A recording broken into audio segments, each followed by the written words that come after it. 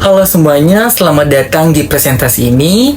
Saya Muhammad Ridwan, mahasiswa Ilmu Komunikasi di Universitas Pakuan Bogor. Di presentasi ini, kita akan bahas 4 alasan utama kenapa kita sering merasa nggak nyaman saat public speaking dan cara mengatasinya. Namun sebelum itu, aku mau tanya dulu nih, pernah nggak sih kalian merasa gugup dan gak nyaman saat harus berbicara di depan banyak orang? Pasti pernah dong, tapi tenang aja, kalian gak sendirian kok.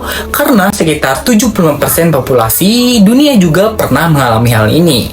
Terus, kenapa sih kita bisa merasa takut atau gak nyaman pas lagi berbicara di depan umum? Banyak faktor yang bisa mempengaruhi loh, seperti situasi, pengalaman pribadi, keturunan, dan lainnya.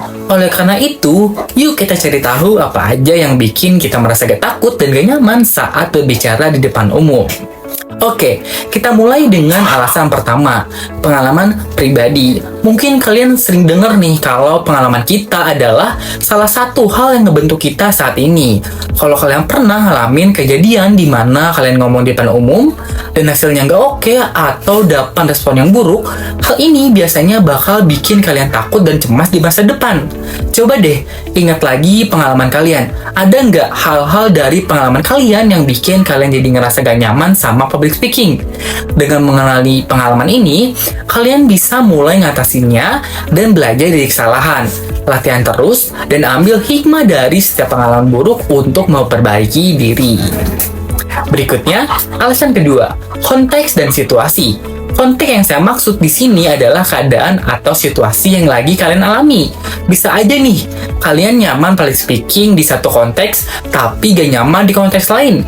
Misalnya, ada orang yang nyaman banget mimpin diskusi bareng teman-teman atau mimpin rapat organisasi pas kuliah. Tapi, gak nyaman banget pas harus ngomong di depan 100 orang yang dia gak kenal. Oleh karena itu, yuk kenali konteks dan situasi yang bikin kalian gak nyaman dan coba atasi ketakutan itu satu persatu dengan mempersiapkan diri dengan baik, mulai dari pemahaman audiens, topik pembicaraan, hingga suasana acara. Dengan persiapan yang matang ini, kalian bisa mengurangi tingkat kegugupan dan tampil lebih percaya diri. Berikutnya, alasan ketiga.